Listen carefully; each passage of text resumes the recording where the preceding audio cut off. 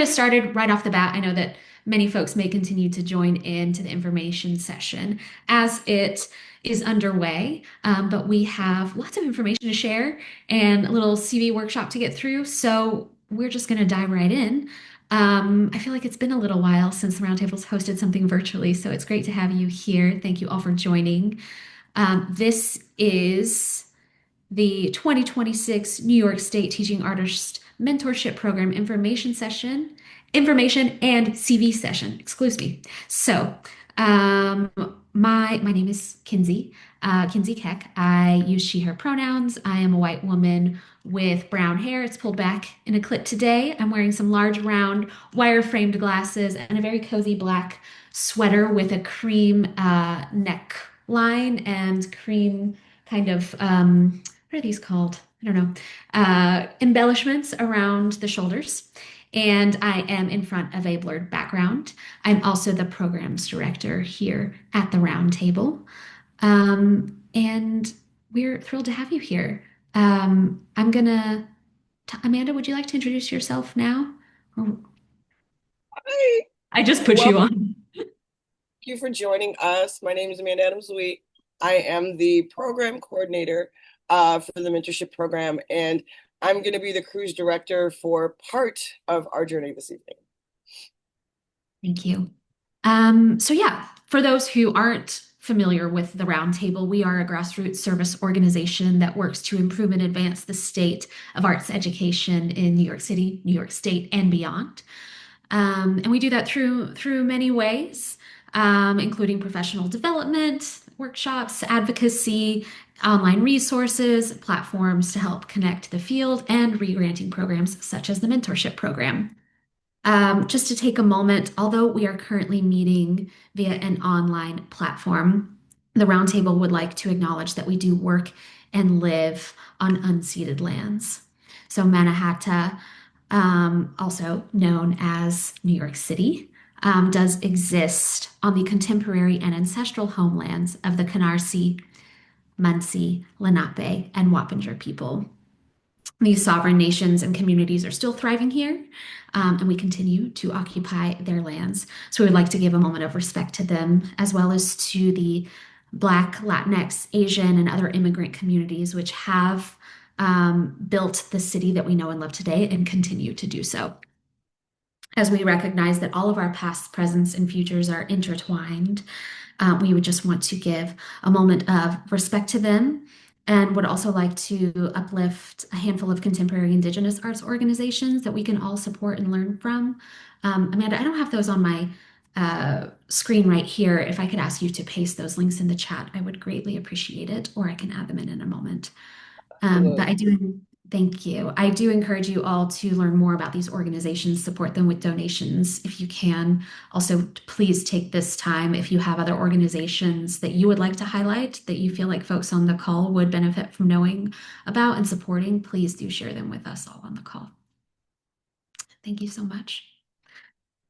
Just a few more reminders. If at any time during our time together you're having trouble with Zoom, you can send a message to myself or Amanda, and we are here to help.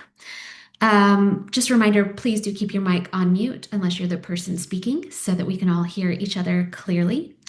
We do encourage you to use the chat to ask questions and connect with other folks on the call. We will have some dedicated pausing times for questions today. So if we don't get to your question immediately when you share it, just know that we have it.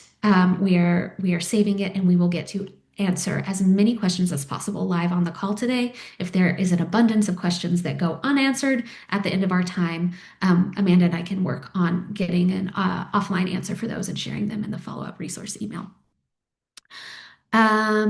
Captions are available on this call if you would like them. They're automated captions via Zoom. So you can just navigate to your toolbar. It likely is under your More section. Then you can click Captions, Show Captions, and those should start populating automatically for you. And yeah, I think this session is being recorded. It will be made available as a resource afterward. So it'll take us a moment to turn that around and get it uploaded. But once we do, you will have access to that. So you can revisit if you would like, but also share with your networks, people that you think might be interested in learning about the mentorship program as well. And I'm just double checking, but I think that's it for me. Thank you so much, Amanda, for adding those resources and links in the chat.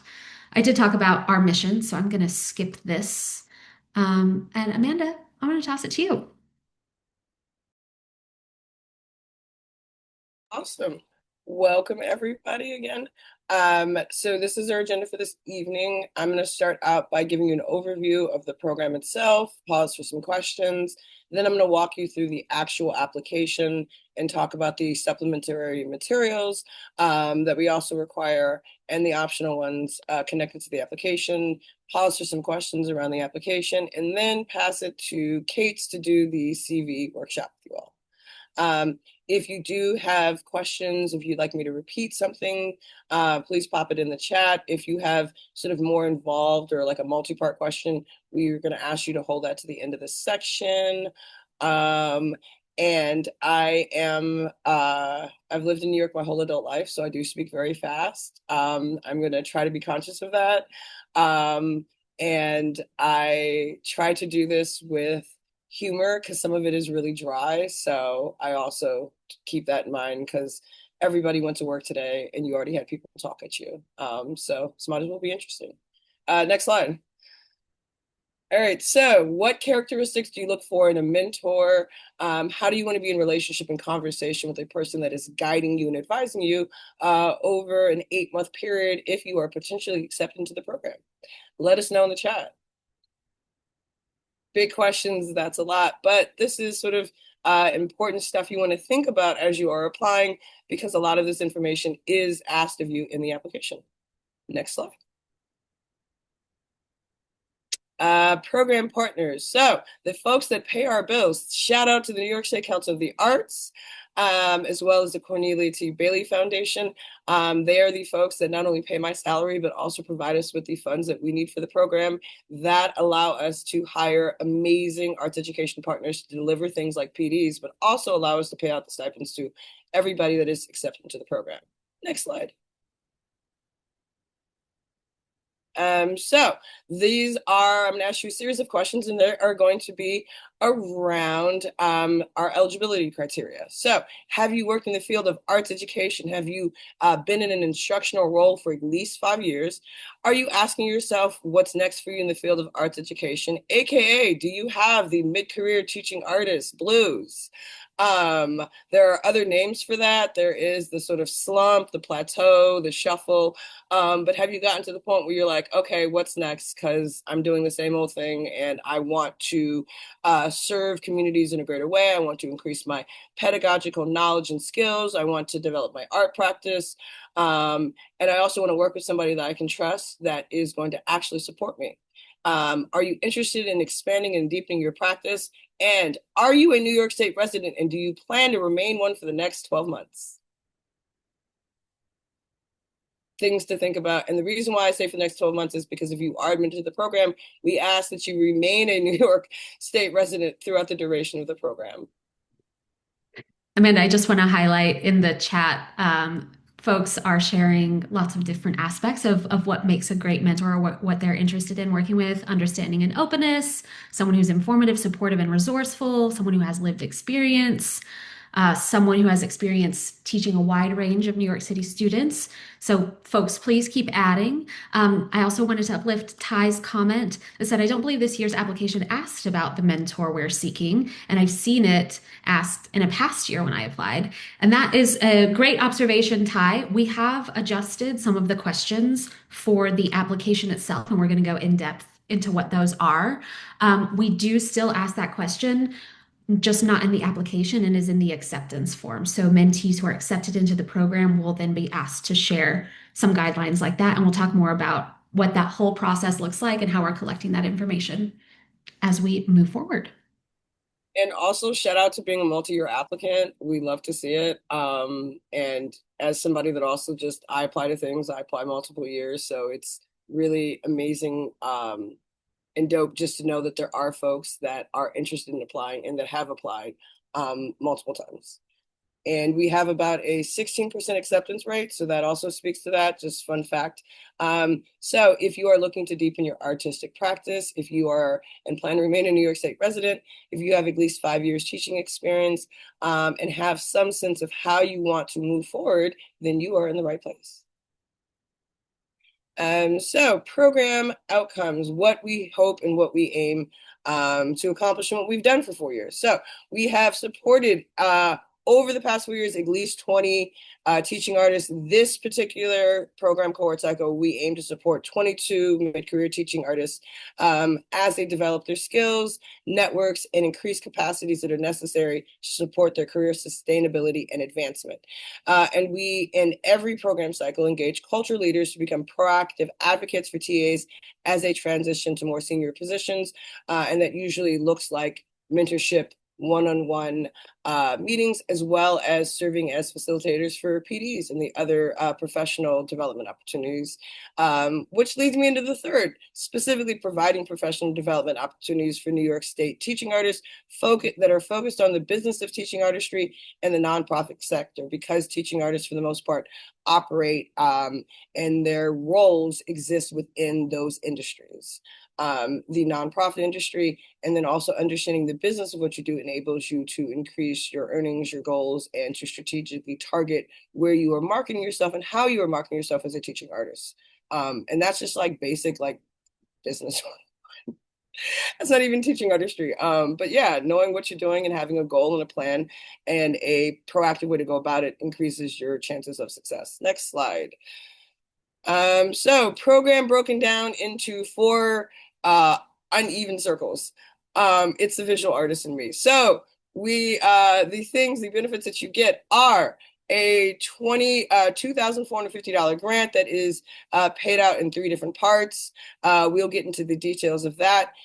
We select 22 teaching artists to receive the grant, as well as one-on-one mentorship, 8 field hours, 3 PD workshops, and 5 coffee dates. So there are 4 components of the program: the one-on-one mentorship meetings, the field hours, the 3 PD workshops, and the 5 coffee dates. And over the next couple of slides, I'm going to describe what we mean by all of this.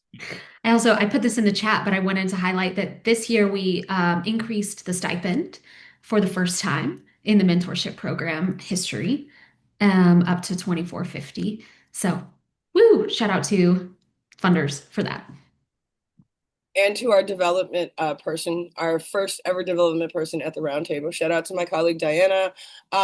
We also increased the mentor stipends. We don't talk about that, like how much they are publicly, but they have also increased as a result of all of those efforts. So who's a yes and who's a chop? So eligible, current residents of New York State who have at least 5 years teaching experience, and who are independent mid-career teaching artists or teaching artist assistants.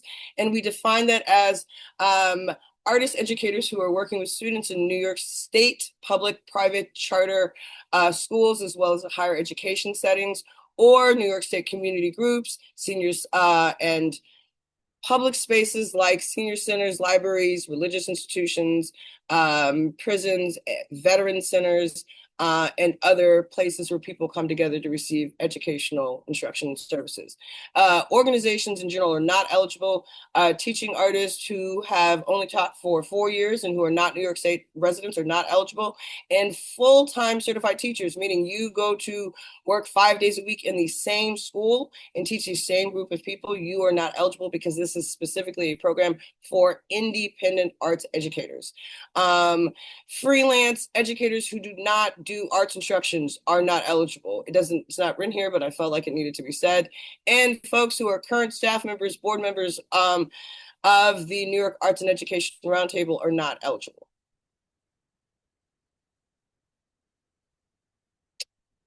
So funding and payment, how does the money work? I figure everybody wants to know, which is why I'm starting with the money. All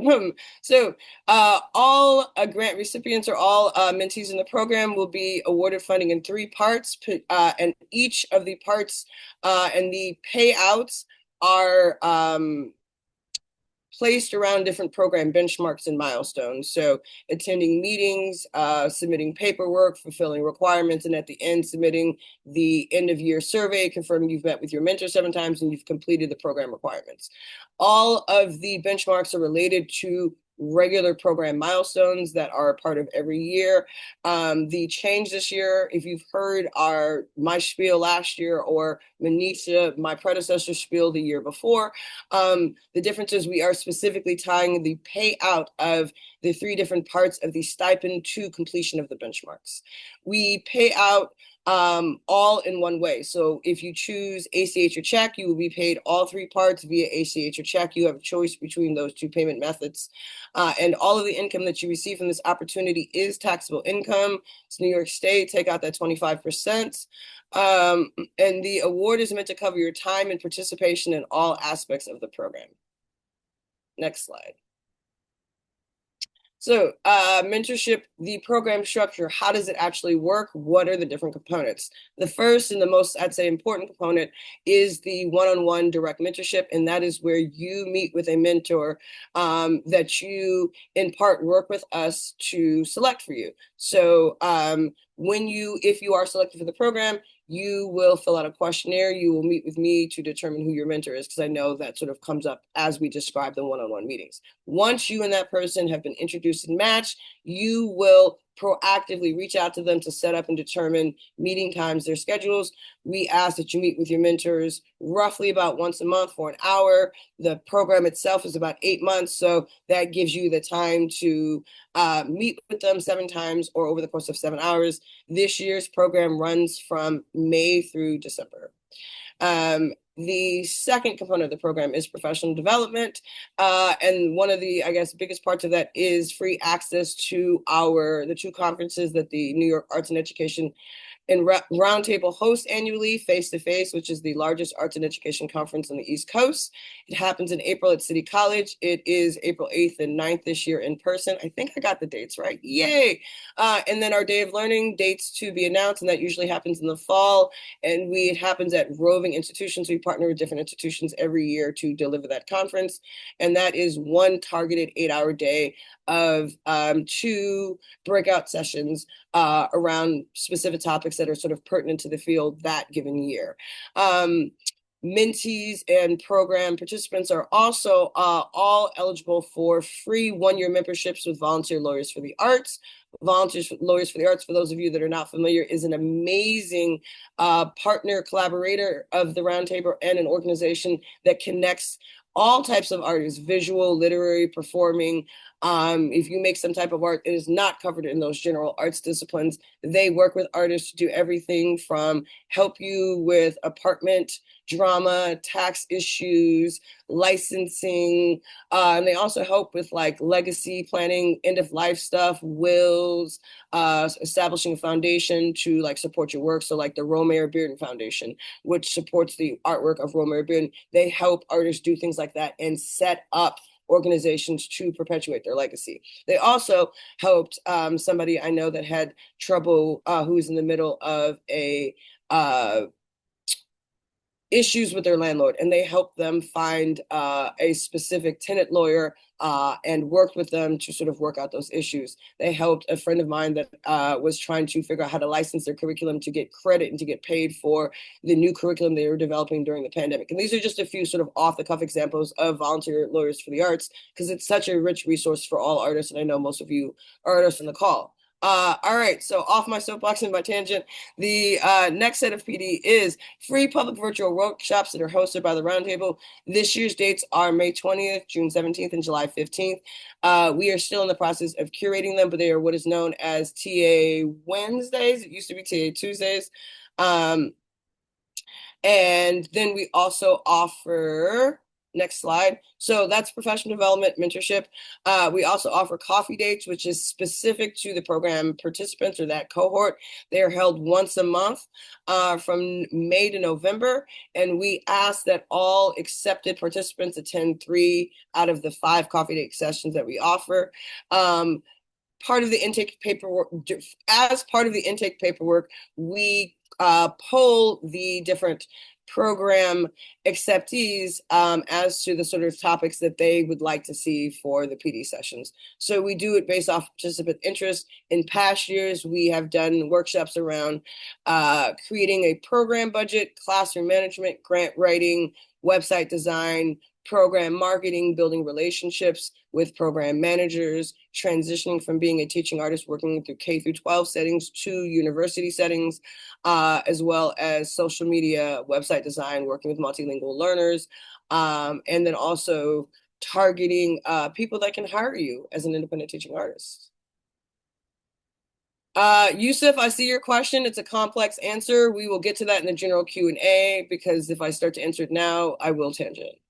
But I see you, and it is a good question. Next slide.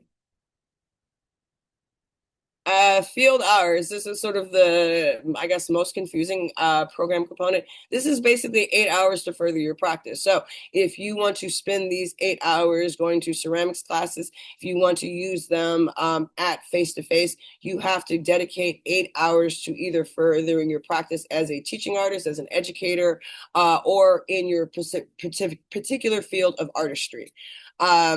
We can support, suggest different sort of activities, people, institutions to complete these hours, but we leave them up to the accepted participants to determine how they will spend the hours. And part of the stipend, part of the reason why we give out a stipend is so that if you want to go pay for a class, you can use the stipend theoretically to go pay for a class that might be out of pocket to pay for on your own. Yes, field hours include online learning. And if you could go to the next slide, I actually we have people track field hours using field hours tracking sheet. Here's a copy of what one looks like. And this is an example of somebody actually, to your question, Sharon, that completed all of their field hours through virtual circumstances. You'll also note the dates are 22, 23, when we are still sort of coming back to everything being live in real time. So they attended a forming a nonprofit workshop that was delivered by Volunteer Lawyers for the Arts. They attended a creative aging, I don't know what that acronym is, but if somebody in the creative aging world can help me out in the comments, NASAA's 2022 Creative Aging Institute, which is a conference for folks that are working in the field of creative aging. And they attended the Actors Fund PD here. They also attended another creative aging summit. And then they attended 3 different creative aging summits. Obviously, this is a teaching artist that's working within the field of creative aging. So they attended 3 conferences and then 2 public PDs. And that totaled over 8 hours. So that's an example of somebody that's fulfilled their fieldwork hours through entirely virtual experiences. And then this is an example of somebody that primarily fulfilled their fieldwork hours through in-person experiences. So they attended a program event with queer youth at the National Queer Theater. They attended 2 youth events at the National Queer Theater. One was 3 hours, one was 2 hours. They had a meeting and they made a connection with GLSNKS. And then they also, supported a show where they got to watch and learn about youth theater pieces. So this is sort of different strands of their teaching artist practice and doing different activities that were related to furthering their understanding, their knowledge, and their skills as a teaching artist that is working in the theater space with LGBTQIA youth and also with elementary school age children. I'm so sorry, Amanda, to interrupt you. I just wanted to add in terms of field hours, because as you touched on, you were like, this is one of the more confusing program elements for mentees every year. And I think it's because it can be so bespoke to whatever you're interested in learning and working on. So if you are in the program and you are looking at your field worksheet and you're like, I don't know exactly where to start, just reach out to Amanda. Ask her, tell her some ideas of what you're thinking might be field hours, and she'll tell you, yes, this works, or no, that's not a good idea. Or if there's something that you're like, I kind of want to do a field hour on this, but I don't really know where to find an opportunity, that might also be something we can offer some guidance on. So when in doubt, always ask. Go ahead, Amanda. Thank you. It's weird to tell people to ask yourself stuff, so like I needed that. So who are the mentors? how do we pick them? What's the secret sauce behind the whole shebang, right? So the mentors are folks that teaching artists identify in the onboarding paperwork and through a one-on-one meeting with me that they'd like to work with to support them through a specific either learning a skill, developing a goal, together, and who they'd like to meet with and who they think can support them in that goal of developing that skill over 7 hours over the course of like 8 months. The mentors come from the Roundtable Network, which includes parts of New York City, New York State, our colleagues, friends, and folks that we are just aware of, as well as our friends, colleagues, and just the way that sort of if anybody's ever seen the movie 6 Degrees of Separation, it was an amazing early 90s movie. 6 Degrees of Separation. We also keep a list of folks that reach out to us that are interested in being mentors, that are like veteran artists, educators, arts leaders. We are always going out to different conferences, and we keep ourselves abreast of people in the field to just be aware of different new interesting things and folks going on that could potentially serve as mentors. And the reason why we can't say like, oh,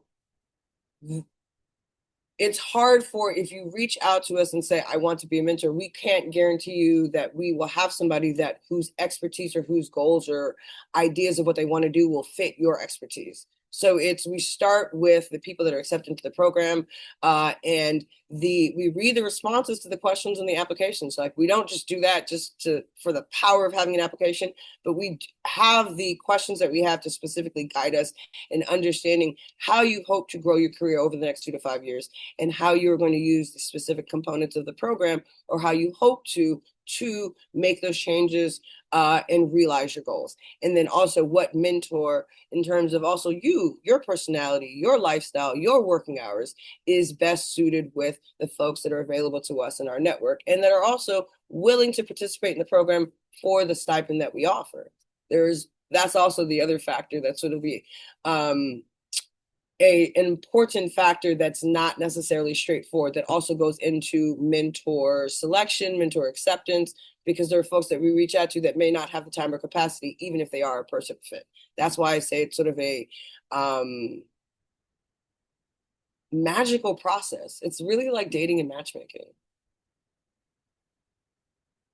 I just went through all of that. Yeah, I feel like you went through all this. The only thing I would highlight is that folks, once they're accepted into the program, get very excited and they're ready to get matched. But because it is such a unique process for each mentee, it does take time. So we'll reiterate that across the program, but patience with us. And we plan to have all matches finalized by the end of April. So that's why the mentor meetings really start in May. We send out acceptances the first week of March. So you'll know you're in the program by March 10th. But you may not get to mentor until April 10th. And it also depends on if you are accepted when you sign up for a meeting. First come, first serve. If we have meetings for a month period, if you sign up for a meeting at the end of the month period, you're going to get matched later than somebody that signed up 3 weeks before you. Mm-hmm. So that's also one of the things that plays into the sequence of the timing. Program alumni, love us, love what we do. We've not, nobody's dog walked us.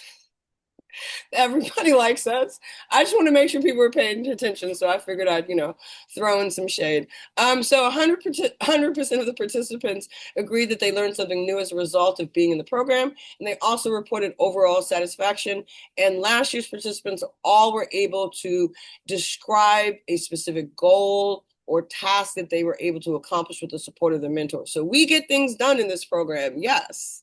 And we have a wonderful page that my amazing colleague Alex put together that serves as a yearbook of the program, and that lists former participants as well as former mentors. So if you want to see who we've accepted and the type of people that we've supported, as well as the type of mentors and the caliber of mentor, because if I do say so myself, we have some of the best arts education leaders on the East Coast and in New York State. If they let me have people from the country, I'd say nationwide, but we kind of got to keep to the East Coast, so I can't claim. Yes, we can. The link to the yearbook. Can we post it in the chat? Yes. I was just gonna see. I think I have to click it. Oh, There we go. what's going on here? Okay, here we go. Um, so this is what it looks like, but I can paste this in as in the chat as well. There we go. Great. Oh, and here we are at our first questions pause. Amanda has been doing an incredible job of answering questions. Let me stop sharing for a second. Answering questions in the chat as they come in. The first question we got was from Todd.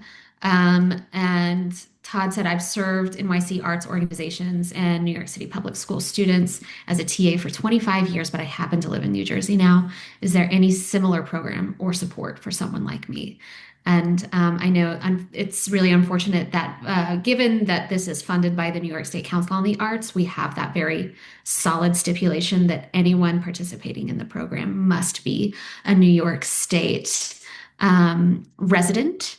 And it's so difficult because our New Jersey friends they are to me also like they're living and working in the city where we're partners here. Unfortunately, I don't know of any programs like this. Amanda, I don't know if you have any resources or thoughts We're to the share only from the folks. What'd you say? Betty Bad News and say we're the only program that does what we do in the country. At present. Yeah. I'm And back. I'm so sorry, Todd, that I don't have something to direct you towards. But we're hoping that this program really stands out to other, states and communities as a model that they can replicate. Um, so if you have ins with any sort of state councils or anything in New Jersey, send them our way. We'd be happy to talk to anyone about how we put this program together. But unfortunately, we don't know of any right now. On some Jersey folk. I mean, could we? Say that again. So if like somebody from Jersey wanted to throw us some money to like include Oh, Jersey, I don't know. get out there because I feel like, if you want things to happen in life, you got to put them out there. Yeah. It's a very bold request, I know, considering everything. And I read the news, I'm very aware, but I still, I'm hopeful. Let's see. I think that most other questions were answered. I just wanted to share Sharon's question out loud, even though you answered it, Amanda. Do field hours include online learning? And as we saw from the example that Amanda shared, yes. Online learning is included, is acceptable. And I see Nada. I hope I'm saying your name correctly. Yes, Nada. Hi, everyone. I'm Hi. sorry. I'm gonna turn on my camera because okay, I don't look great, but it's okay. I'm on the board of New York Folklore Society, and we have annual program called New York. It's called Roundtable Education, and it's in collaboration between local learning, New York Folklore Society, and New Jersey Folklore or New York Art Council. Sorry, New Jersey Art Council, and I believe. I think this collaboration has been happening for almost like 4 years, and it's been very successful. So I don't know. I truly think that the New Jersey folks might be very interested in collaboration. Um, I'm happy to connect you to Ellen McHale, the director of New York Folklore Society, who might be able to direct you. I don't know if that's something you would like to do because it's I think it's what you said is very accurate. It just feels like really upsetting that you basically work in the city but you live in New Jersey. So I live in Buffalo in upstate New York, so I'm far away from everyone. I'm still in on the border of New York State, so but but I think it's one of the one of the issues that many New York City residents or like people who work there like face. So if you would like, I can reach out to Ellen McHale and connect you to her if that's something that you would like to do.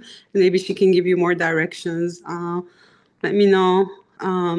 Would you like me to do so? Let me know. Or I can send you her email or whatever you prefer. Sure, that would be great. Or if you can put information in the chat so I can follow up. I think the thing is like the Ellen McHale is responsible for New York Folklore Society, so I think she can direct the directors in this Okay. organization, like in this group, who can she can help. Maybe she can give you some direction regarding how to connect to the folks in New Jersey and the New Jersey Council, Arts Council. So in that way, there is a possibility to create like. Well, I think it's Amanda who mentioned, I believe, that if there's a way to connect, to get like New Jersey to be partner in this. So that's all I'm saying is this is a possibility because we've done it as a New York folklore and it's happening. So, and it's very successful. I think it's all you need to do is talking to New Jersey folks. So that's what I'm saying. And I'm happy. Sorry, what was Oh, you dropped so many gems. Thank you so much. Yeah.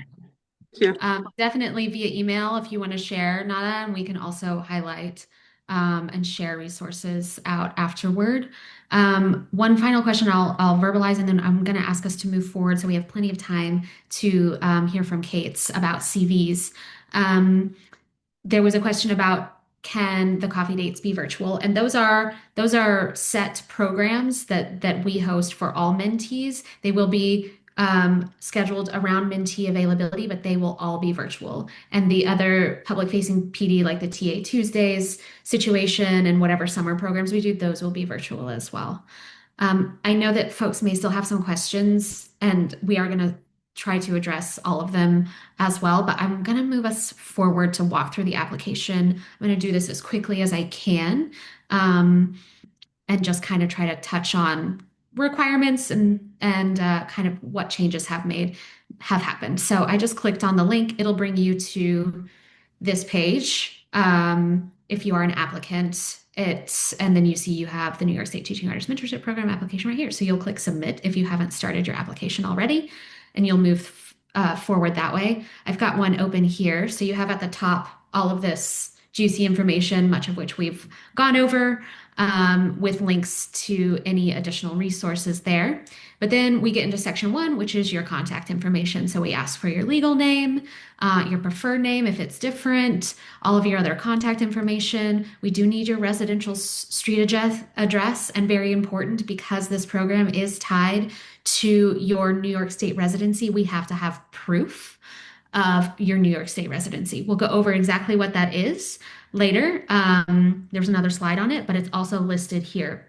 You have all the acceptable file types that you can upload and your proof of address options there. We do also collect demographics information. This is to make sure we want the cohort to represent all the beauty and diversity of New York State itself. So we do collect this information to kind of see how we're hitting those benchmarks. That said, these do not directly impact your acceptance or anything in any way to the program, but we do collect this information for that, also for our reporting purposes to our funders. Section 3 is where we get to hear about your teaching artist practice. So we do ask how many years you have worked as a teaching artist. Again, this is also asked in the eligibility document that happens a little bit earlier on. And we discussed how it is required that folks have at least 5 years of experience as a teaching artist to be accepted to this program. So just a reminder of that. That doesn't have to be consecutive. It's all together. So we'll ask you to reiterate sort of what your work experience is there. We want to hear both what your artistic practice is in terms of arts discipline or disciplines. And then the second question is asking about your teaching practice, because we know those can be different for folks. So there's two distinct, if you're reading quickly, that may seem like two questions that are the same, but they are not. We first want to know about your artistic practice and then your teaching practice as well. We ask then that you submit a CV here. This is new this year. I think previously we have requested artist statements and bios and things like that, but we feel that we really get a much richer sense of who you are as an educator and kind of what your history is leading up to this point, if we can view that CV document. And that's what we're going to spend the second half of this workshop kind of like talking through. then we have optional work samples. We have a slide on this, so I'm just going to skip it for now. We're going to loop back to that. We also ask for your website or LinkedIn if you would like to share it. Then we get to the meaty questions about mentorship. So first we want to know what particular area of interest or desired focus you have for this program. Then you have about 250 words to share with us. What goals you have for your career in the next 2 to 5 years. So that's your big picture, not necessarily for this program, but what are your personal goals in the next 2 to 5 years for your career? And then what are the challenges you are facing in terms of taking those next steps? So then we give you some space to talk about those challenges that you're experiencing that ideally you'll want to address via the program.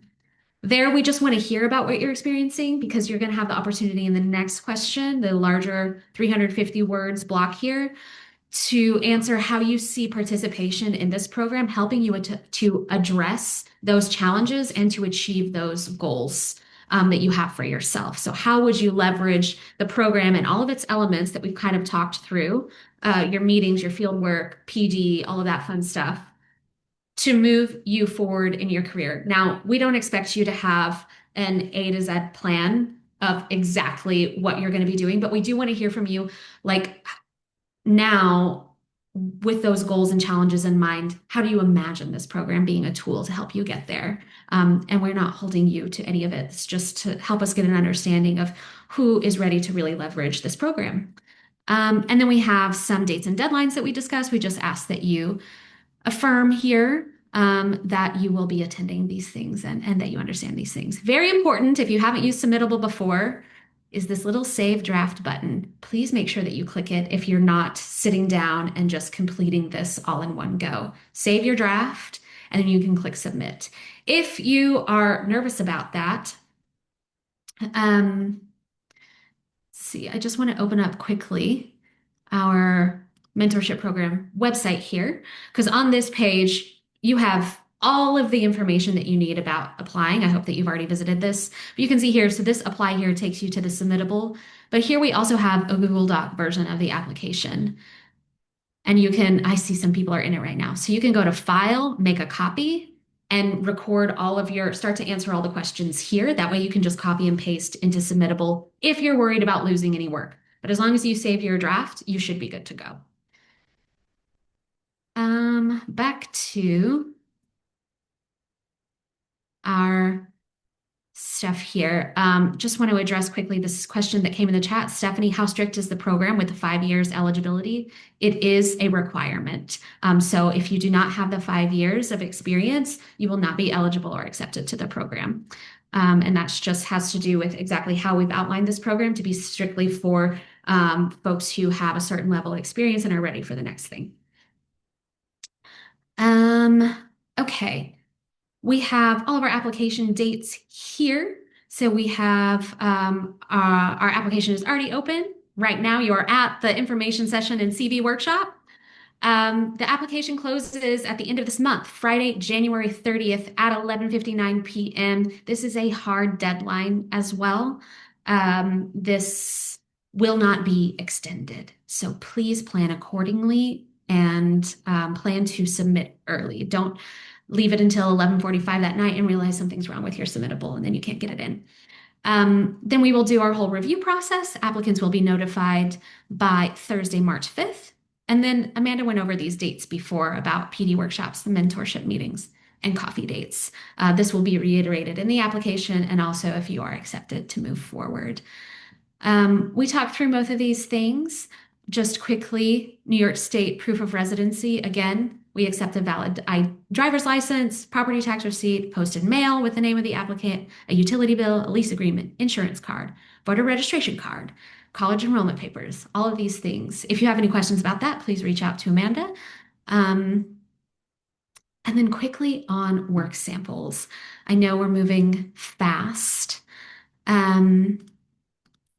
but we want to address this because the work samples is also a new addition to the application process this year. So work samples are optional. You do not have to include them in your application. But if you would like to, Please be sure that you review all of the guidelines and instructions before submitting them. They're listed directly on the application as well as the FAQ section of our website, on that Google Doc, everywhere. We have very clear about what we would like and how we would like it submitted. This is also listed in those instructions, but please take the juror reviewer time into consideration. There are recommendations included in those guidelines about what should be submitted, how much of things, and the time it should take a juror to review your materials. So if you submit over that, if you submit too many materials, may result in them not being reviewed to the extent that you would like or that would benefit your application. Please be sure to submit your students' artwork or creative work made in arts instruction settings, not your own artwork. So if you're submitting artwork, we want your student work, not your own. Or you also have the option listed in the work samples about submitting education materials that you've prepared. And please be sure to include context.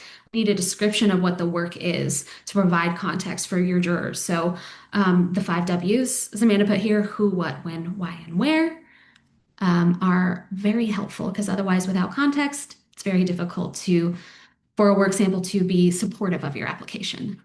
Can I just add a quick? Please do. So if you've ever served on a jury or had to read 30 student papers, consider that when you are submitting your work samples. I say your work samples should complement your overall application, and they should highlight your work as an art educator. So what draws attention? And if you have trouble figuring it out, if you work at an organization, go talk to the development person. Mm-hmm. Mm-hmm. And ask them what they would send a funder to get money to fund the program that the work sample came from. Yeah. Thank you, Amanda. I know we're already sort of at the time where we want to transition. Just know that the folks who are reviewing these applications is a panel of 6 program alumni. They may be mentees or mentors and staff, not Amanda, but she will be overseeing the process, not myself as well. And then they are all practicing arts education practitioners. They will review based on this criteria. This criteria is also listed on the FAQ as well. So as you're planning your responses, take this into account. We want demonstrated evidence of experience, training, and or professional development in arts ed, an articulated desire to take the next step in your career, whether deepening your work as a TA or expanding work beyond teaching artistry, and clarity in being able to articulate your personal and professional goals, the why of why you're interested in this opportunity and what you want to do next. Can I just go, can you go back to the? Yeah. So, I'm just going to proactively answer one of the questions that I see. Stephanie, that's why we are very strict about the 5-year eligibility, because what the first criteria is demonstrated evidence of experience of 5 years of teaching experience, because this is a program for educators that have reached the mid-career point. There are a couple of different programs that are available for early emerging, you're just starting out new educators. I want to shout out the Teaching Artist Project. They not only offer a wonderful comprehensive curriculum, but they also offer scholarships for that program. This is not a coaching program. This is not a pedagogical development program. And we find that before the mid-career point, that tends to be the primary concern. How do I teach? How do I get jobs? How do I control a classroom of 40 kids wilding out at me? That might be a part, but that is not the sole purpose of our program and the primary concern of teaching artists once you reach the mid-career point and have solidified your teaching practice as well as your classroom management practice and have a general sense of how you're working, where you're working, what age group in general you prefer to work with, your taste as a teacher. Those are things that take time. 5 years at minimum to develop. That's why it's set at 5 years. Thank you, Amanda. So we have some questions in the chat. A couple of them feel quite personal. So I'm wondering, or like not personal, but specific to one person's experience or what they're kind of working with in terms of the application. So I wonder if Amanda, you can maybe uh, answer a couple of these in the chat as we pass the mic to Kate. But I see there may be one or two that you want to address live. Nancy, I want to better understand Nancy's question because I just want to make sure I'm interpreting it right before I answer it. Mhm. Can you give some examples of what previous participants have done in terms of expanding their work beyond teaching artistry? I just pulled that language from the slide before, where it said that you in the application you can talk about ways you want to grow as a teaching artist or beyond teaching artistry. And I'm wondering like what things this program considers acceptable in terms of growth beyond teaching artistry or Like your art practice. okay. So, however, like whatever your art form is, if you want to get to the next level, if that is bigger audiences, reaching bigger people, making more money at the thing that you do, offering a different service to your art, not necessarily connected to your teaching practice, that's okay. Gotcha. Okay. Thank Yeah. you. I think we also had, I'm thinking of, was it last year that we had a mentee who started their own nonprofit, Amanda? Is that Yeah, right? for example, if you want to transition from being a facilitator to an administrator, that's an example of sort of beyond teaching artistry. If you want to transition from being an employee of a CBO working as on a teaching artist roster to a solo entrepreneur or owning like an LLC where you are directly working with either a school, a program, and you are the direct vendor to them, that is sort of beyond the traditional mode of working as a teaching artist. But you're still working in arts education. But you're more of a small business owner at that point than a teacher. Okay. Thank you. That's really helpful. Good question. I'm glad that like you clarified it. Thank you, Nancy. So I think Nico and Joy will try to answer your specific questions kind of in the chat. Definitely, I'm gonna And look out. you're going to say, can you say that again, Amanda? I'll be back. Yeah, I look off. I got my I'm gonna look eyes on this project. I'll be back. Good night, look out. everyone. Have a wonderful. You too. Thank you. Bye. All right. I think Hate it's to that tell you time. I talk much, but you know that. Oh, okay. I get to do the intro. This is my favorite part. So, I'm gonna try to do this and not get too sappy.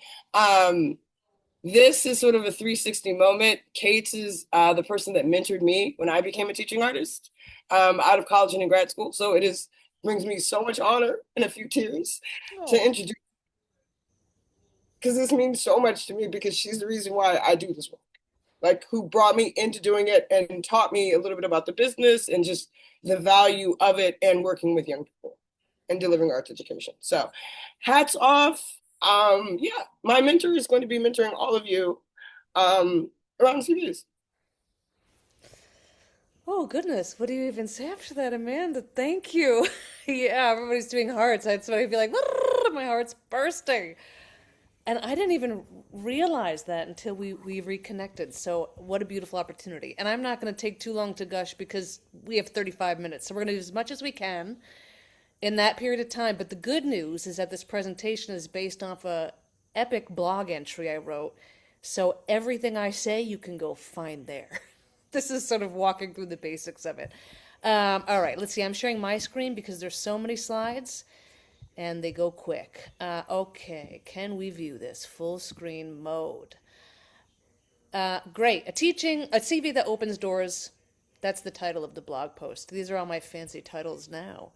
What I would have answered, what do I want to do after I'm a teaching artist? But I was a teaching artist full-time for a long time. I mean, part-time, full-time. In public schools, mostly with high school, and then did a whole decade working in education in prisons. So that I have a varied amount of experience. Okay, so why this session today? Teaching artist CVs are not resumes. Readers skim before they read. That is something that people have said here. Think about the judge's time, it's real. Clear CVs move forward, unclear ones don't. So we were after clarity, really, more than we are after creativity in this part of the process. So the session focuses on clarity I can't even read the bottom of my slide. Something, clarity, structure, and relevance. Okay. What we'll cover, what a teaching artist CV actually is, what reviewers look for, how to write a strong teaching artist statement, how to structure your experience and accomplishments, and how to tailor your CV for different opportunities, a la this mentorship opportunity. I should also tell you I was a mentor in the last round, and it was amazing. I had such a great experience. Kate, I'm sorry to interrupt, but I'm still just seeing, I don't know if folks are still seeing just the opening slide. Oh no! Okay, Yeah. Kelsey, we might have to have you share with your tech skills. Sure, I'm happy to. Let me just make sure. I think I've got that pulled up. Okay, as you're looking for that, we'll do this. I want to know from a couple people, what is your biggest CV, if you even have one? You might be like, I've done a million CVs. You might be like, I've never even heard of a CV. But as of right now, does anybody have any specific concerns about their CV or the process of doing a CV? Too long. We'll talk about that. Great. What else? Drop it in the chat or just unmute yourself. We don't even have time to do hands calling. Hi. Just Um, yes. my question is basically to detail or not detail what an opportunity was. So if I gave a talk, care work is mutual aid. Should there be a description for any part of my resume or just keep it as it is? Okay, great. These are all great questions, and if they're not answered at the end, we're going to run back to the beginning and ask again. Not the right style, too repetitive, too long. Totally. Anybody have one more thing they were about to say? Having 20 years of work, I relate. Oh, I've only had an artist CV. Are the CVs formatted the same? Great. These are great questions. So that's why we're doing this tonight. Can we move to the next slide? Next slide. That's why I was going to do it. Do it. Next slide. Okay, what a teaching artist CV is. Fantastic. What the hell is it? Is it different from a resume, artist resume? Is it not a resume? What is it? A comprehensive record of your artistic and teaching work. So it is a professional document that is used for mentorship opportunities like this, grants, residencies, teaching opportunities, but it's not the same as a job resume. And what does that mean? We're going to pull this apart as we go. Next slide. How is it different? CV, we're thinking about a full scope of practice. We're thinking about the keynote you gave. We're thinking about the classrooms you've taught in. We're thinking about the art exhibition that you were part of. All right? A resume is a tailored employment document. You're looking at telling somebody, I'm really good for this position. A CV is like, this is who I am as a practice. This is how I live my life as an artist in the classroom and outside. A CV is 1 to 4 pages. Sometimes people will ask for 2 pages, so I think about that, 2 to 4 pages, or 1. Organized by category, not chronology. This is different from a resume as well. When you say I worked here most recently, here last, we're looking now in a CV as being by buckets, which we'll go through, so I'm not going to name them all, but it's not timeline. And it grows over time, obviously. You're going to keep adding to it, so it's a working document. Who is reading your CV? Good to think about. Artist educators, other teaching artists, program managers, and panelists reviewing the application. They are not looking for necessarily how cool you are. They're not necessarily looking for how well you can expound on each opportunity. They're looking for clarity, relevance, and evidence of your teaching practice within your larger artistic practice. Next slide. How reviewers read. Really important to keep top of mind. I've been both a judge, an administrator, a fellowship, I've been in every role, so I feel very clear to tell you. People skim. They're like, okay, if your resume or your CV, is not easy to read, it's not gonna disqualify you, but it's gonna make it much harder for them to get a sense of who you are. So we're also gonna talk about format and layout. They read selectively. If they're interested, they keep going. So I think you should be spending more time on, not just I think, it's best practice to spend your time on clear section headers, crafting a brief and effective teaching statement, making sure you're listing recent experience that's not too long ago. So the rule of thumb is confusion is going to equal disengagement. So the goal again is clarity. Next slide. What reviewers want to understand quickly about you? What kind of artist are you? What kind of teacher are you? Who do you work with? Where have you worked? And why you're a fit for this program. Who I am, where I've been. Core sections of a teaching artist CV. Name and contact, obviously. This is sort of the hierarchy that's accepted. Teaching artist statement. Teaching experience. Artistic experience. These are the buckets I was talking about. Residencies, awards, and fellowships. Education. And then optional, if you have them, can be publications, panels, press. For people who have 20-page resume CVs, I keep saying resume, even though I'm telling you it's not a resume. For CVs that are 20 pages long, many of ours could be, certainly mine could be as well.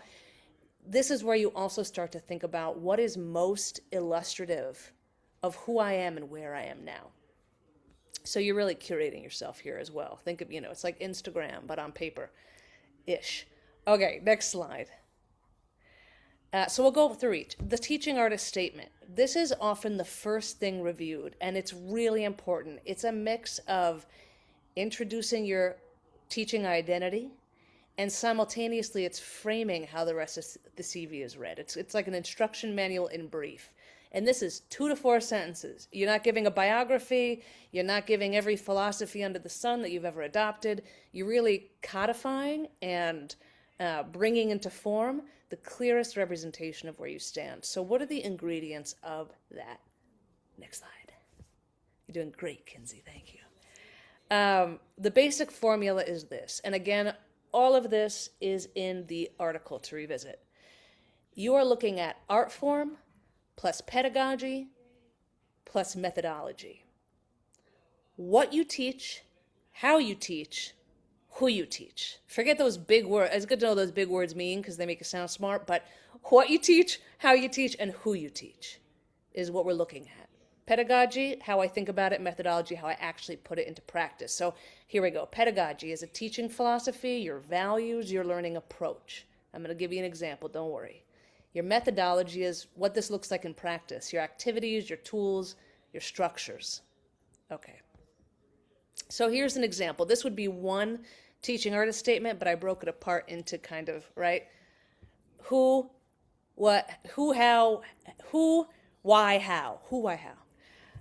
This is not mine. This is just an example, by the way. I don't do too much movement.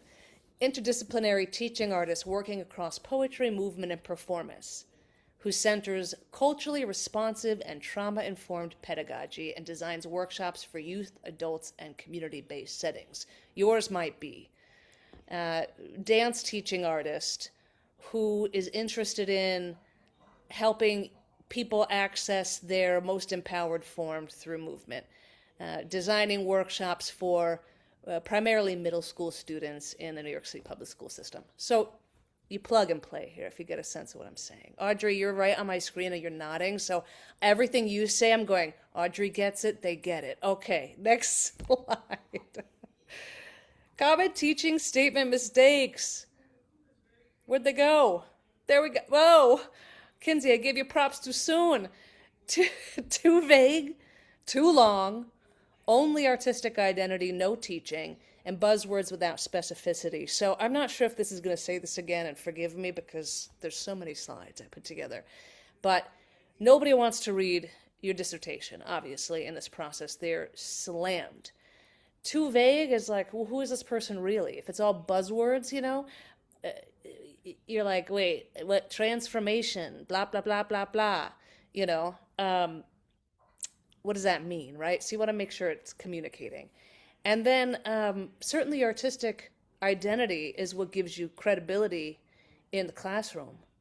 But without the teaching side, right, no one's going to trust you with that either. So they're sort of equally important, which is what's really great about this particular kind of work. Okay, next slide.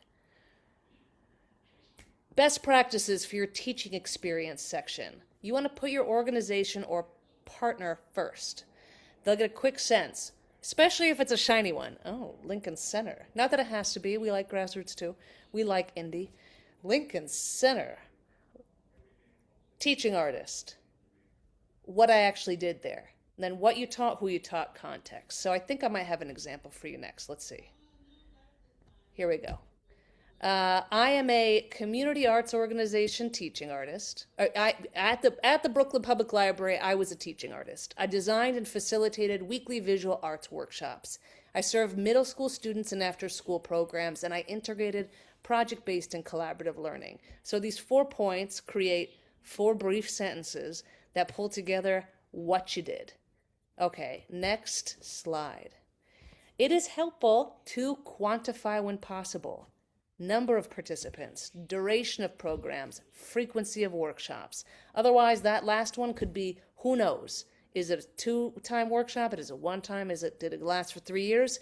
So, okay, I did a 10-week residency. I worked with more than 80 students, and they were weekly sessions. This starts to give a bucket and shape to what you're talking about as well. Clarity. Okay, next slide. Artistic experience. Laura, your cat wants to be a teaching artist. I see that cat trying to get involved. Here you're going to include, this might be obvious to you, might be what you're used to, performances, exhibitions, publications, screenings, and major projects. List in reverse chronicle order where possible, much like a resume, you're starting with most recent to the end. Here's where I recommend pruning and clipping. If I were to do a teaching artist CV at this point, after 20 years, I would also have a ridiculous, out-of-control resume. So much of my early resume is nowhere even near touching where I'm at now. So those go. So you start to craft really around, this is not a biography of you to the fine detail. It's, again, a curated presentation of who you are now. Okay, next section, next slide.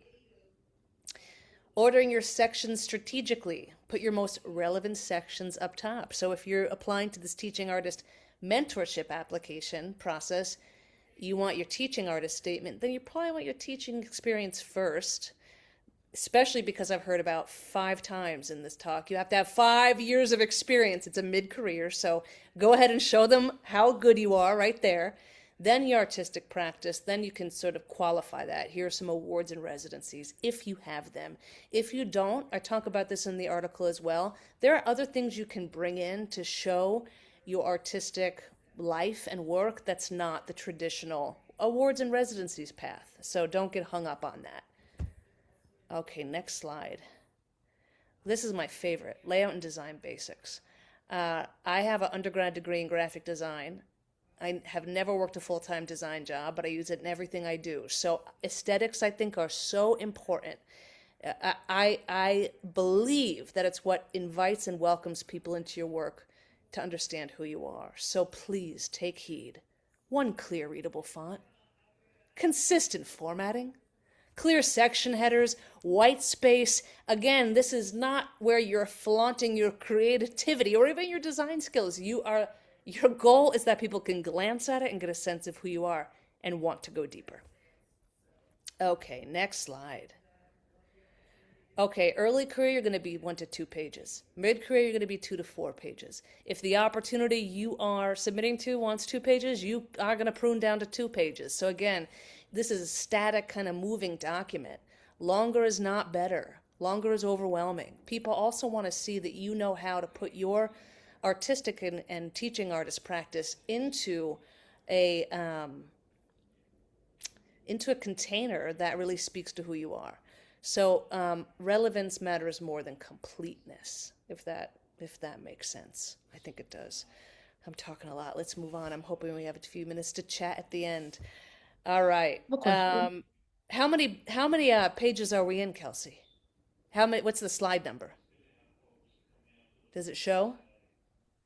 I think it was 22 or 23. Okay, we're not too much more. Of 25 from what I read. Is that right? Oh, well, then we're almost done and we can just talk. I think so, unless I don't have, I think this is it.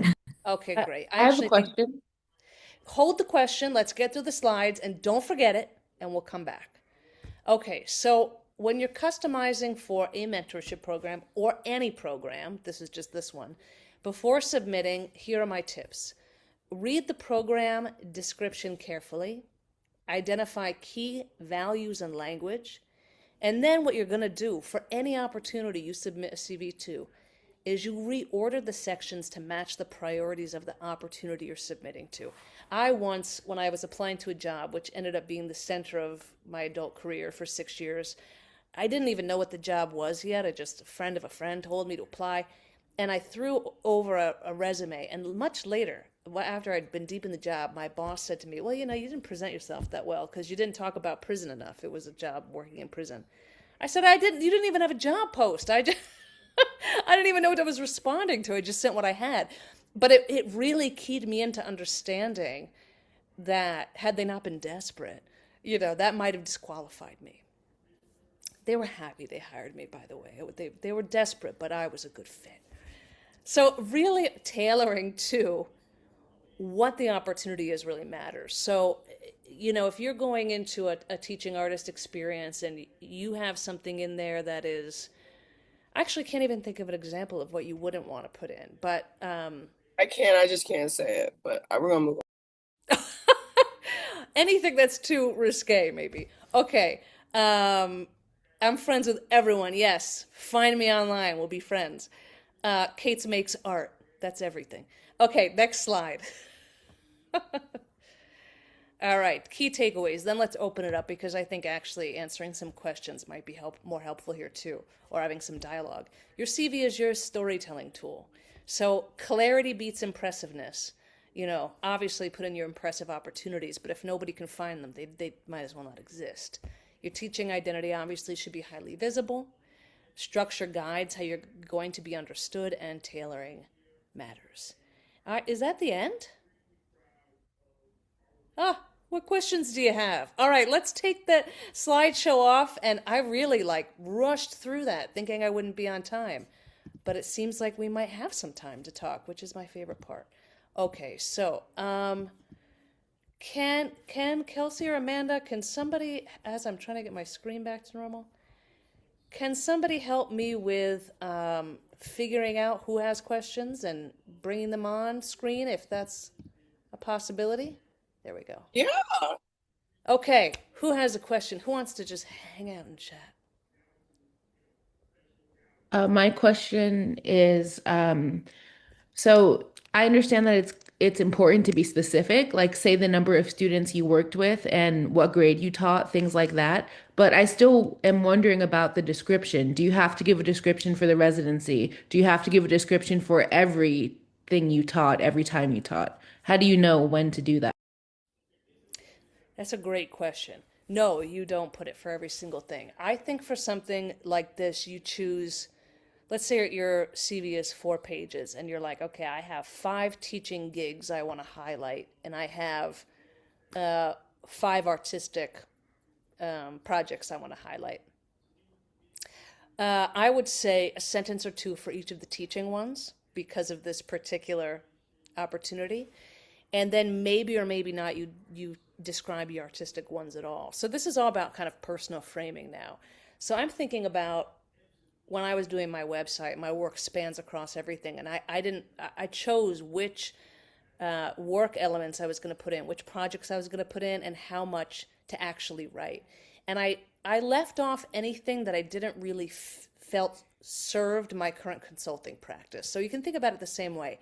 Okay, I did this really amazing thing that I think is really going to speak to how I teach in my artistic practice. That's going to earn me 2 or 3 lines. For me, if I put together my years of teaching, it started to become so much. At one point, I still now, my LinkedIn have a paragraph that says tailored arts education experiences customized with organizations such as bop, bop, bop, bop, bop, bop, bop. So this is the kind of work you're doing in framing yourself. What's relevant to this opportunity? Are there 3 or 5 I can highlight? And then is there like a list of other ones maybe in a blurb that I'm putting? So I hope that helps answer the question. There's obviously not a hard and fast rule for any of these things.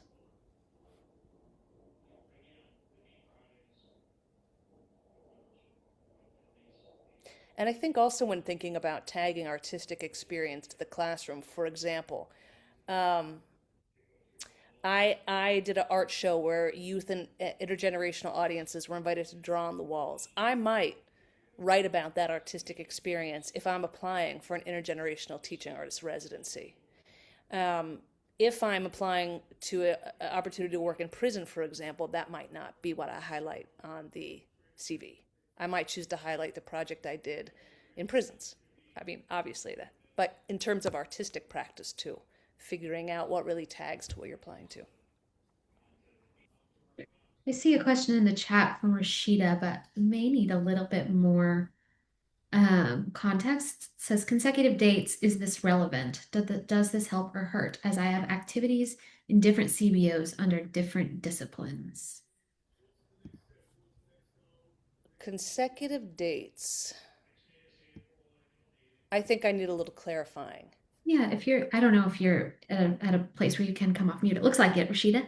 Yes, so on a traditional resume, they ask you to put everything in reverse order.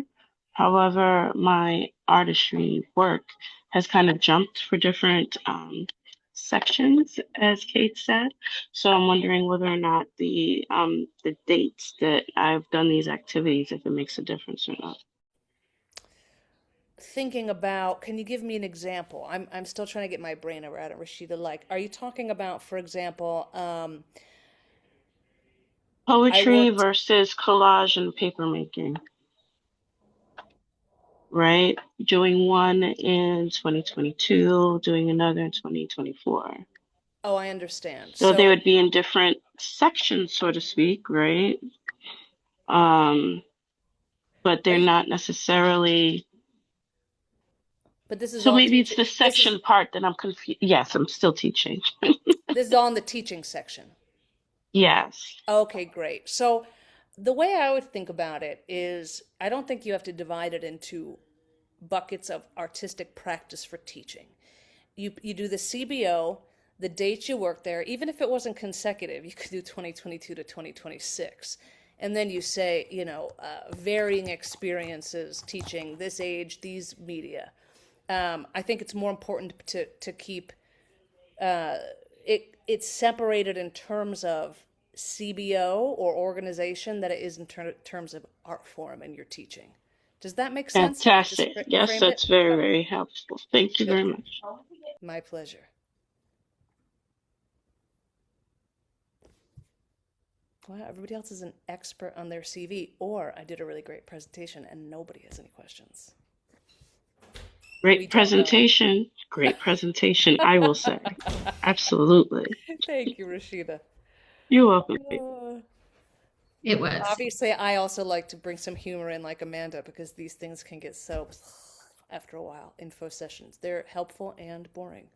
It's just the truth. I have a question. Any other questions? I think even specific questions like that can be really helpful for other people. I have a question. For the art practice portion, is that work, should that work also be highlighting the goal in mind for this application, just like the students' work? I'm sorry, can you say that one more time? Somebody just flushed a toilet in my house. Oh, sorry. It's New York City apartments, Couldn't hear you. Does the work that I do in my art practice have to be relevant to the mentorship application as well as the students' work? No, I don't think so. I mean, I think if you have a ton of material to choose from and you're thinking what's going to be the best, it's good to think in that sense. But your artistic practice is also just showing you have the depth of experience in the form you're teaching. So it doesn't need to make a direct connection. But if it can, and you're curating, I always err towards think about that framework. Okay. Yeah, and I think I just saw one. Thanks, Lisa. I saw one from where'd it go? What if you have received a lot of grants or notices? How do you not sound braggy? Well, your CV is a place where you do brag, so I don't think you should really worry about that there. The people looking at your CV they're determining if you have the experience qualifications to join the experience. You might be overqualified, is what people might think, but don't worry about bragging, especially since we're doing it in a list format, and consider your audience. You're not sharing this with your peers, hey guys, look at my rap sheet. Where you can access the slides. That's a question for Teaching Artists Roundtable or Arts and Education Roundtable folks. What's that? We answered the question in the chat. Oh, okay. I did, yeah. I dropped the link to your fantastic blog that outlines all of this as well. And folks, I'll make sure that I include that in our follow-up resources as well. Kate, it's up to you. A lot of times folks, are open to sharing slides and they're not. If you're okay with that, I'll include that as an attachment as well. So folks It is information meant to be shared. And I love that there's information people are getting when they come for information about applying. It makes me feel good. Independently partnering with Neon Arts, fantastic, and other orgs to teach community arts workshops, and also work in organizations with place me in public schools. Oh, sorry, that was already answered. Yeah. Sorry, I've been trying to go back and answer a couple of individual questions. No, that was great. Yeah. I've just not been keeping up. Is that Wasim? Yeah, hi, Kate. Hi. Thanks so much for the presentation. My question is for you and also actually anybody in here who could help. Does anyone have a resource where I could see examples of teaching artist CVs? Like read? Poof, I don't know. Personally, I don't know. In my blog post, there gives a template you can look at, Oh, fabulous. which I think will help also. The blog post is really better than the slides, I have to say, because I expound, I might have missed some things. And at the end, there's a literal template I give for you to copy paste. But I don't know where you could access other than going to teaching artist websites and clicking around and see if you can find Yeah. it. Okay, cool. Thank you. Oh, thank you, Maciel. Okay. Well, I hope that was helpful. I know Amanda said, that it seems to be an under represented aspect of these applications that people aren't always sure actually how to do CVs. So I was really glad to be able to share best practices. Sometimes the nuts and bolts and the structures are what allow us to be the most, legible for opportunities where we get to be creative. So I'd like to be able to say, listen, don't make it fancy, make it plain. Just here. All right, well, if that's it, I'll quiet up and see if you 5 minutes left to answer any other questions or, yeah, pass it back over to the folks. Thanks, Kinsey. Thanks, Amanda. Thank you. Yes, the chat is alive, which is great. But now I'm trying to scroll to some questions that we had put a pin in. I'm like, where are they? One was for Miko. Go ahead. Sorry. I was just putting out a call. Like, did we miss or overlook anybody's question in the chat so you don't have to stress out?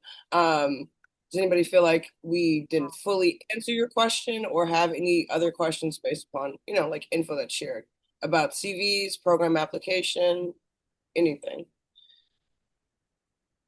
So Nico had a question around the 5-year requirement. I was a public school teacher, 2010 to 2013. I began teaching poetry, writing, and theater as a TA 2022 to present.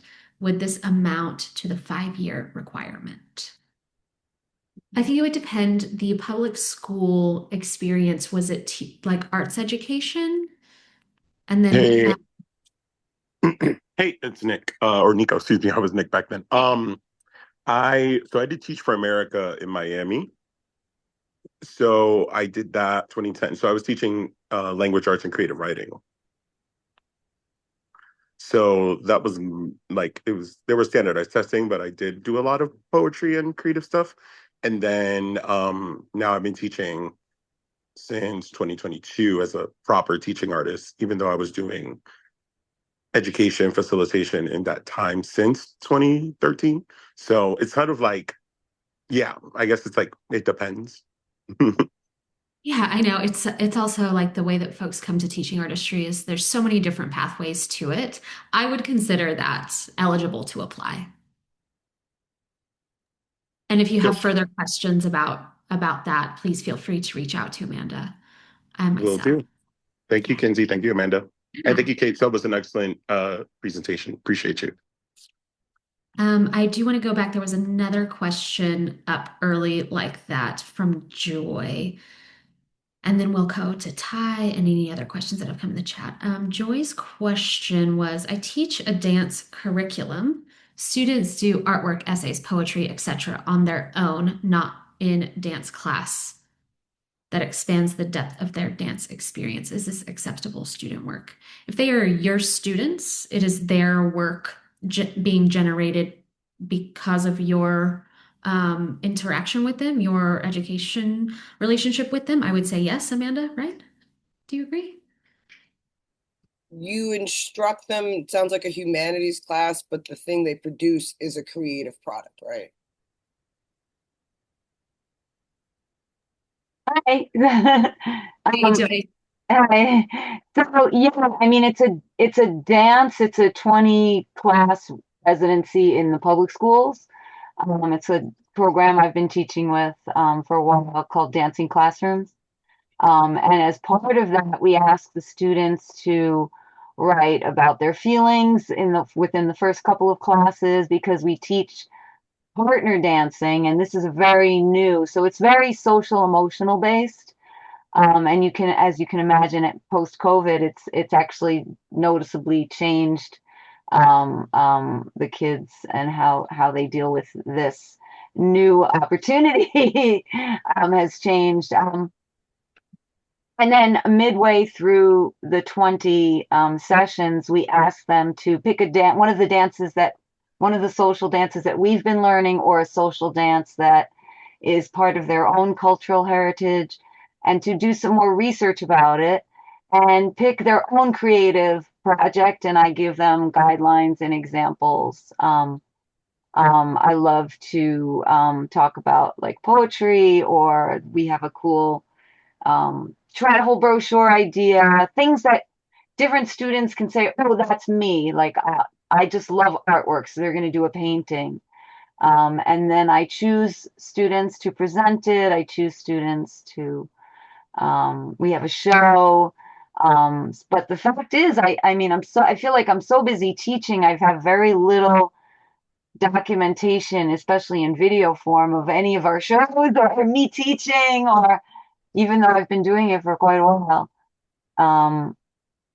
I haven't really set up, like come in with a camera to say, film myself teaching, or I would love to present that in my application though, but I'm not sure if I have lots of examples of all these kids' artworks. I But think it's with not yeah, that definitely works. okay. Yeah. If like, you know, if your organization does like annual recitals and there's any way to get some of the footage, that could be a way. And Like now there's some out there, just yeah, I'll have to dig around. Yeah. like a And follow. okay. Okay, great. Thank you. Awesome. Ty, I know you've had your hand raised for a moment. Yeah, my question is similar to one that was asked before. If I was a classroom teacher before I was a teaching artist, do I include my classroom teaching years in the years as a teaching artist? What type of classroom teacher were you? Elementary. What subject did you instruct? All subjects for elementary. Ah, And now I'm okay. doing creative writing instruction. You could include it. I would emphasize the creative and the artistic aspects of that instruction. I don't know if where you taught or how it works. Some elementary school teachers I know will teach art. Some elementary schools have independent art teachers. So I don't know if that was Yeah, there part of were, I mean, right now I'm doing like literary arts as far as a teaching artist, but I mean, you do teach creative writing like when you teach elementary school. I would emphasize that part of your elementary school teaching arts. I mean, classroom teacher practice. Okay, all right, thank you. And thank you for being a part of the literary and writing education of young people. Yeah.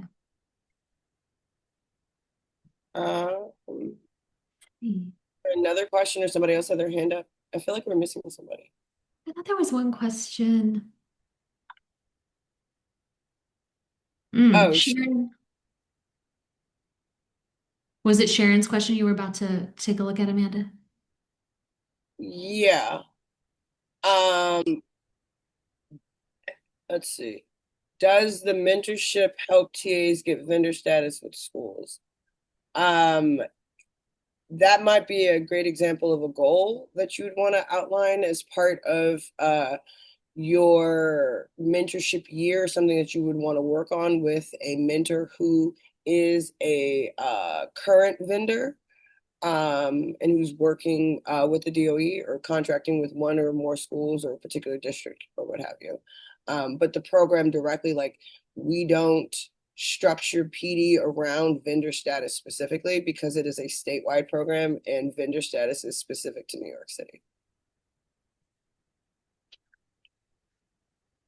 So we definitely, there is in programming, the reason why we don't have a big public meeting is because it's a statewide program and we want to make sure that all of our programs and all of our public offerings are accessible to all members of the cohort. So if we have somebody that lives up, and I don't know what county this is, but near the Canadian border, and we offer an in-person program in New York City, that's absolutely not fair to them. If there's no equivalent vendor system at the statewide level for us to offer a comparable workshop on, and the ways that each of the different counties within New York State contract with teaching artists are so varied. Trust me, I've tried to figure it out because I'd love to do both.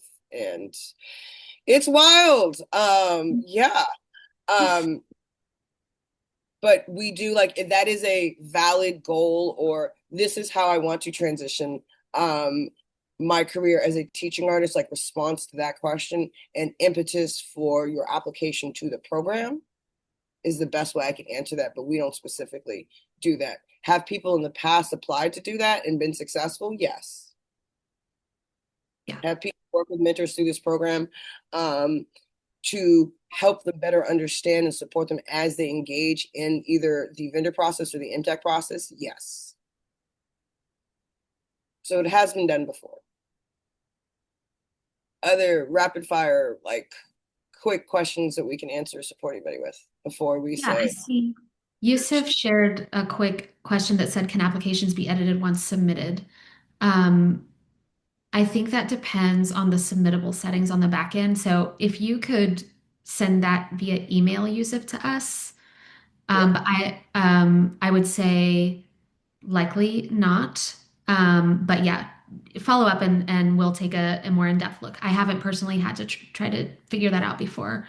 I don't know if you have, Amanda, but we can chat offline about it. Okay. I'm going to end with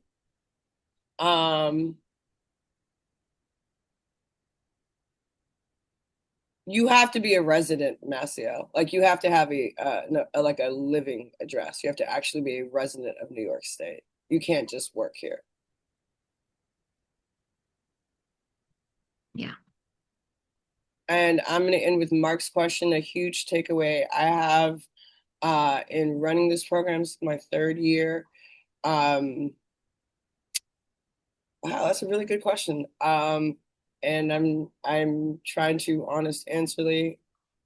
answer honestly, and not be too real, because Kate and Kinsey that know me know I can get very real. The mid-career TA cliff is a ubiquitous rite of passage for TAs. If you don't hit the WTF at a certain point and plateau, you're not doing it right, because it happens to everybody. Yes, taxes are taken out. New York State always gets its cut. Even if the IRS fired everybody, New York State gets its cut. They do. However, they do not take it out on the front end. So you will get that full stipend, but you need to plan accordingly for that income to be taxed. Yes. But they will come, that you will get a bill, because we do report it as an organization. We are sending out the 1099s now for previous years. Does the application require? No. Mm-mm. Mm-mm. So you have a list, because I recognize we're 6 minutes over time. There, you have so many resources to help you answer any pending questions. On the mentorship application page itself, there's a whole list of FAQs. There are many different ways that you can engage with the requirements, the specifics on what needs to be uploaded and when and how. If once you've exhausted those resources, you still have questions, please do reach out to Amanda. I put our contact information in the chat. You'll also get all of this again, all these links, the slides, everything that you could possibly desire related to this in a follow-up email here. And to that question about like a big takeaway as well, one of our recent mentees who just finished in 2025 is going to have an incredible blog post come out shortly. But one of his biggest takeaways was like, you get out of this what you put in. And I cannot like stress that enough for our mentees. So plan accordingly with that. Amanda, any last elements before we let these? Actually, my thought around the I'm mid-career so TA. sorry. Yeah. I'm just gonna say that like it is a universal thing. So those of you that are going through it, those of you that are going to listen to this, that feel it, this is one way to attend to that. There are many ways. Don't but it is something that those of us that are doing the work that have been in this all experience, because I feel like it's a very isolating experience to be a TA and not everybody's in touch with folks. So I just and it's not something that's widely talked about because it's not like, ooh, yay, chirpy. But it is something that I've just been seeing and have seen consistently. At least 50% of the applications every year. Everybody kind of goes through it, and it's been exacerbated by recent events. But we as a community, talking about it, supporting each other, and also taking advantages of opportunities like this and like TAP, and then also informal networks and study groups and ways of other TAs getting together, is the best way for us to get through that. But I think it's important for folks to continue and to come through the other side of what happens when you do something for a while. And I'm proud to be a part of an initiative that is directly addressing it, and hopefully setting a model for other programs that will appear throughout the country and throughout the world. Yeah. It is an honor to support and serve educators. That's also a takeaway, that like I love my job and I love that we get to honor and support educators at a time when it's really needed. Mm. Thank you all. We kept you 9 minutes over. And yeah, so I'm gonna say goodbye. Yeah, and thank you. Please, you can send me emails or mentorship at nycaieroundtable.org. If you have follow-up questions or if other questions, come after you sleep on this. And this link should be up within like 7 to 10 days. Yeah, I think so. I think that's about right. And one more shout out to Kate's. Thank you.